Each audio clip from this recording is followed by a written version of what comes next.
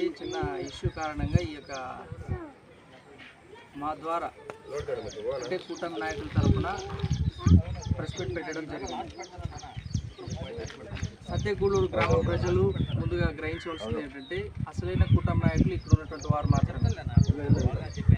Party గెలిచిన తర్వాత ప్రమాణ స్వీకారం తర్వాత పార్టీలో చేరినటువంటి వారిని నాయకులుగానే పరిగణించాలి, కానీ కష్టపడినటువంటి వారికి ప్రత్యేక స్థానం ఇవ్వాలి. ఆ ప్రత్యేక స్థానం మనకు రావాల్సింది ఎక్కడి నుంచి వస్తుందంటే ప్రతి ఒక్కరూ ఎమ్మెల్యే పార్థసారథి గారి గెలుపు కోసం కష్టపడినటువంటి ప్రతి కార్యకర్త కావచ్చు, అభిమాని కావచ్చు, నాయకుడు కావచ్చు, వారందరికీ ప్రత్యేకమైన స్థానం ఖచ్చితంగా ఉంటుంది. దాన్ని ముందుగా గ్రహించాలి. మీకు ఏ పని చేయాలన్నా, ఏ పని జరగాలన్నా ఈ కూటమి నాయకులకి తెలియకుండా ఏ పని అభివృద్ధి కార్యక్రమం కావచ్చు, అటు ఏవైనా ప్రభుత్వ పథకాలు అందే విధంగా ఏ వర్క్ జరిగినా కూడా మన నాయకుల ద్వారా, ఇక్కడ ఉన్నటువంటి కూటమి నాయకుల ద్వారానే జరుగుతుంది. గ్రామ ప్రజలు ముందుగా దాన్ని గ్రహించండి. అలాగే సంతెక్కూరులో ఉన్నటువంటి ఎంపీపీ గారి వైఖరి ఎలా ఉందంటే నా మాటే శాసనం, నా మాటే సిద్ధాంతం అనే రీతిలో ఆయన కొనసాగుతూ ఉన్నారు.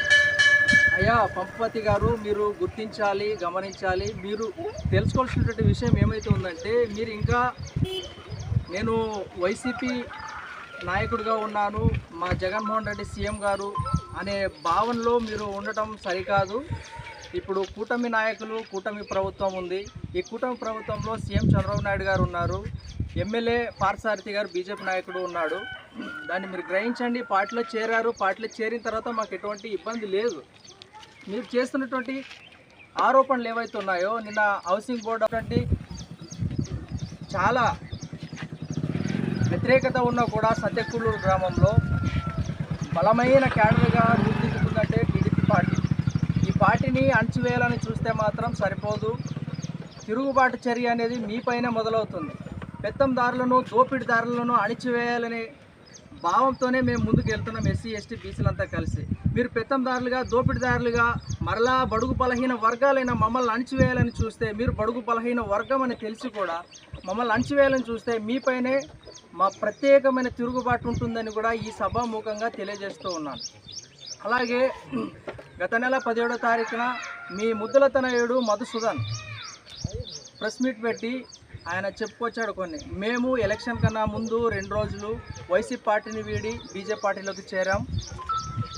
అధికారికంగా చేరకపోయినా మేము లోపలనే చేరామని చెప్తున్నాడు. అయ్యా మధుసూదన్ గారు, మీరు గ్రహించాలి. మీరు చేసినటువంటి ప్రచారం చివరి రోజు వరకు కూడా వైసీపీ పార్టీ తరపునే ప్రచారం చేశారు. వైసీపీ సాయిప్రసాద్ రెడ్డి తరపునే మీరు మాట్లాడారు, మీ తండ్రి గారు కూడా మాట్లాడారు. మీరు అది గమనించండి. ప్రత్యక్ష సాక్షులం మేము. సత్యకూడూరు గ్రామంలో ఈ గ్రామాన్ని దృష్టిలో పెట్టుకొని అభివృద్ధి పనులు ఏవైతే చేయాలని, బడుగు బలహీన వర్గాలకు ఎక్కడైతే అన్యాయం జరుగుతుందో ఆ అన్యాయాన్ని ఖండించాలని మేము ఇంతవరకు నిఖచ్చితంగా నిలబడి ప్రతి ఒక్కరిని ఖండిస్తున్నాం. మిమ్మల్ని ఇంతవరకు ఖండించలేకపోవడానికి కారణం, అసలైన కారణం ఏమి తెలుసా? ఒక బడుగు బలహీన వర్గానికి చెందినటువంటి వ్యక్తి అని మిమ్మల్ని ఖండించలేక మా మనసు ఒప్పుకోక ఉన్నాం. అంతేగాని మిమ్మల్ని ఖండించడం మాకు పెద్ద చేతగానితనం కాదు. అయ్యా మధుసూదన్ గారు, మీరు 2 రోజుల క్రితం రాలేదు పార్టీలోకి. చివరి రోజు వరకు కూడా వైసీపీ పార్టీ తరఫున ప్రచారం చేసి గెలిచిన తర్వాత, అలాగే ఎన్నికల కౌంటింగ్ వైసీపీ పార్టీ తరఫున కర్నూలుకి వెళ్ళి గెలిచిన తర్వాత పార్థసారథి గారిని మీరు కలుసుకొని మీ పార్టీలోకి జాయిన్ అవుతామని చెప్పారు. మీరు ఎంపీపీ అయ్యారు. ఎంపీపీ గత ప్రభుత్వంలో 5 ఏళ్ల ప్రభుత్వంలో మీరు ఎంపీపీగా ఈ గ్రామానికి చేసింది ఏమి లేదు, ఒరిగిందేమి లేదు. అభివృద్ధి పనులు ఏమైనా జరిగాయా? సత్యకూడూరు గ్రామంలో ఒక నీటి సమస్య కావచ్చు, డ్రైనేజ్ సమస్య కావచ్చు, అలాగే సీసీ రోడ్ల సమస్య కావచ్చు, పొలాలకు వెళ్ళే గ్రావెల్ రోడ్ల సమస్య అయితే ఏమైనా పరిష్కరించారా? ఎంపీపీగా మీరు చేసింది ఏముంది అంటే గత 5 ఏళ్ల పాలనలో మీరు నిద్రించి కుంభకర్ణులా ఈ కూటమి ప్రభుత్వం వచ్చిన తర్వాత మేల్కొని ఉన్నారా? ఒకసారి గమనించండి. మీరు తెలుసుకోకపోతే తీవ్రమైనటువంటి ఖండన మా ద్వారా చవి చూడాల్సి వస్తుంది. మీరు గెలిచిన తర్వాత పార్టీలకు జాయిన్ అయ్యారు, మంచిది. పార్టీలకు జాయిన్ అయిన తర్వాత కూటమి నాయకులు, అసలైన కూటమి కష్టపడినటువంటి వ్యక్తులతో మీరు కలిసి పనిచేయాలి. మీరు ఏక ధోరణితో, ఏక అభిప్రాయ ధోరణితో ముందుకు వెళ్తామంటే ఖచ్చితంగా తిరుగుబాటు చర్య అనేది మీపైనే సత్యకూడూరు గ్రామంలో కొనసాగుతుంది. మన ఎస్ఎంసీ ఎలక్షన్లో రెడ్లకి నేను అగైనెస్ట్ అన్నారు. మేము రెడ్లకు అగైనెస్ట్లం కాదు. మా భావజాలం ఏమైతే ఉందో, అణగారిపోయినటువంటి వారిని అణిచివేసేటువంటి బడుగు బలహీన వర్గాల్ని అణిచివేయాలని చూసేటువంటి వారికి మాత్రమే, ఆ భావజాలానికి మాత్రమే మేము వ్యతిరేకులం. రెడ్లకు అగైనెస్ట్ అని మేము ఎలా చెప్పగలం? మాతో పాటు కలిసి నడిస్తే మా భావజాలాన్ని అంగీకరించి బడుగు బలహీన వర్గాలను పైకి తీసుకురావాలని అనుకుంటే మాత్రమే మేము వారిని రెడ్లు కావచ్చు, ఓసీలు ఎవరైనా కావచ్చు, వారితో పాటు మేము కలిసి నడవడానికి కూడా సిద్ధంగా ఉన్నాం. దీన్ని కూడా మీరు గ్రహించాలి. మీరు రెడ్లకు అగెనెస్ట్ అయితే మేము రెడ్లకు అగెనెస్ట్ కాం. మా పార్టీ సిద్ధాంతాలను బట్టి మా భావజాలానికి అనుకూలంగా నడిచేటువంటి ప్రతి వ్యక్తిని మేము మా పార్టీలో చేర్చుకుంటాం. మా పార్టీ సిద్ధాంతం ప్రకారం వారితో కూడా మేము నడుస్తాం. దాన్ని కూడా మీరు గుర్తెరగాలి. 40 ఏళ్ళ సీనియారిటీ, మీరు 30 ఏళ్ళ సీనియారిటీ. మేము మీ మాదిరిగా ఒక పార్టీ గెలిచిన తర్వాత ఇంకొక పార్టీ గెలిచిన తర్వాత ఇంకొక పార్టీకి జెండాలు మోయడానికి మేము సిద్ధంగా లేము. మా సిద్ధాంతం ఒకటి ఉంది, టీడీపీ సిద్ధాంతం. మా పార్టీ జెండా ఏదైతే ఉందో ఆ జెండాను, పసుపు జెండాను మోయడానికనే ముందుగా వెళ్తాం మేము.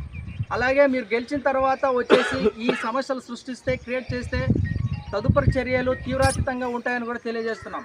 అలాగే ఎస్ఎంసీ ఎలక్షన్లో మీరు చేసినటువంటి ఆ కుట్ర మాకు తెలుసు. అయినా మేము ప్రజల పక్షాన నిలబడి అక్కడ జరుగుతున్నటువంటి మీరు 5 ఏళ్ల పాలనలో అక్కడ 500 మంది విద్యార్థులు ఉంటే హై స్కూల్లో 530 మంది విద్యార్థులు ఉంటే హై స్కూల్లో ఆడ మధ్యాహ్న భోజన పథకం కింద భోజనం చేసేటువంటి విద్యార్థులు ఎంతమంది ఉన్నారు? 250 మంది ఉన్నారు మహా అంటే. మిగతా స్టూడెంట్స్ అంతా ఇంటికి మధ్యాహ్నం తిరిగి వెళ్ళిపోయి లేకపోతే క్యారెట్ తెచ్చుకొని భోజనం చేస్తున్నారు. మేము ఆ పిల్లల్ని అడిగితే ఆ పిల్లలు చెప్తున్నారు, అన్న వంట బాగాలేదు, మాకు ఫుడ్ పాయిజన్ అవుతుంది, అనారోగ్య సమస్యలు ఏర్పడుతున్నాయి. దానిపైన మీరు స్పందించండి. ఒక నాయకుడు ఎంపీపీ స్థాయిలో ఉన్నప్పుడు దానిపైన మీరు ఎందుకు స్పందించట్లేదు? 530 మంది విద్యార్థులు ఉంటే 530 మంది విద్యార్థులు భోజనం చేసే దిశగా అక్కడ మెరుగైనటువంటి ఆరోగ్యకరమైనటువంటి ఆహారం వండే విధంగా మీ అంచడే కదా, మీ అంచడి చెప్పలేకపోతున్నారా మీరు? దానిపై కూడా మీరు స్పందించండి. అంటే ఆ 250 మంది పైచిలకు భోజనం చేస్తే 530 మంది దాకా లెక్కలు రాసుకోవడమే సరిపోతుందా? మేము ప్రశ్నించడం మొదలు పెడితే మా ముందు మీరు కూడా నిల్చలేరని కూడా తెలియజేస్తున్నాం. అలాగే అభివృద్ధి పని అంటున్నారు. అక్కడ ఎంత గలీజ్గా ఉంది, హై స్కూల్ నుంచి ఆ మెయిన్ రోడ్డు వరకు అక్కడే అంతా 1, 2, 3 అన్నీ అక్కడే చేసేస్తున్నారు.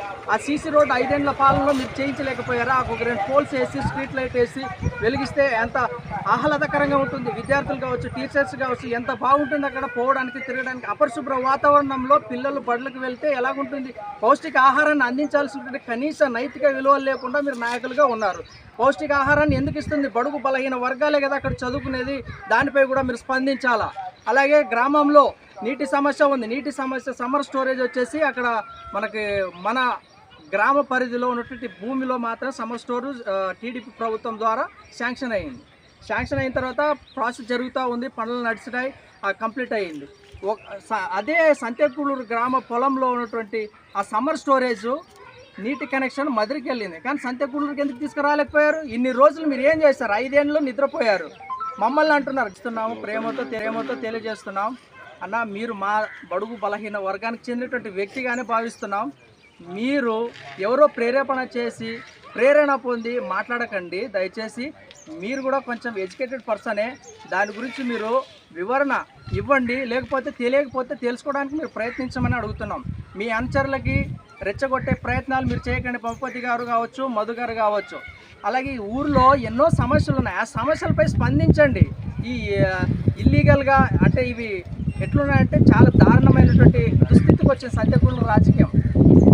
కష్టపడినటువంటి వ్యక్తులకి ఫలితం లేకుండా పోతుంది. ఎప్పుడో మధ్యలో వచ్చినటువంటి వ్యక్తి ఫలితాన్ని అందుకోవడానికి చూస్తున్నాడు.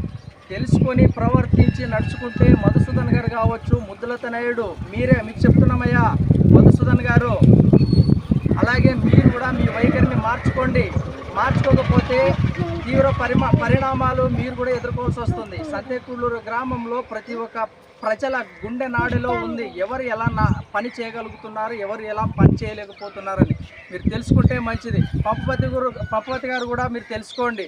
నేను ఎంపీపీని అంటున్నారు. ఎంపీపీ అంటే మండల స్థాయిలో, మండల పరిధిలో మీ పనులు ఉంటాయి. సంతేకూడూరు గ్రామంలో మీరు ఏం చేస్తున్నారయ్యా? సంతేకూడూరు గ్రామంలో సంతేకూడూరు సర్పంచ్కో లేకపోతే లోకల్ లీడర్స్కో పనులు చేయడానికి అవకాశం ఉంటుంది.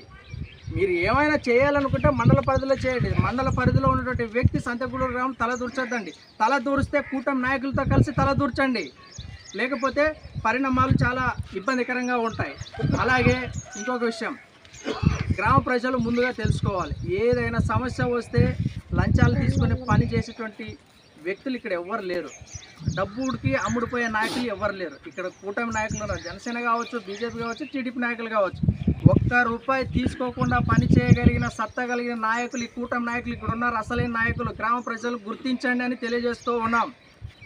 మీరు బడుగు బలహీన వర్గాలైనటువంటి మేము ఇక్కడ ఓసీలు ఎవరు లేరండి. మేము ఓసీలని విమర్శించట్లేదు, ఓసీలని మాకు వ్యతిరేకులు కాదు. మా భావజాలంతో పనిచేసిన వారిని ప్రతి ఒక్కరిని మేము దగ్గర తీసుకుంటామని కూడా ఈ ప్రెస్ మీడియా ద్వారా కూడా తెలియజేస్తున్నాం. అలాగే ఇంకా చాలా సమస్యలు ఉన్నాయి, వాటి గురించి మాట్లాడుకుంటూ చాలా విధంగా విలువతోనే మీరు ప్రవర్తిస్తే చాలా బాగుంటుందని తెలియజేస్తూ సెలవు తీసుకుంటున్నాను. నా పేరు పసుపు సైనికుడిగా, ఒక పసుపు దళంలో ఒక సైనికుడిగా ఉంటాను ఎప్పటికీ. మా పార్టీ ఎజెండా అది. నా పేరు వీరేష్ మదిరా.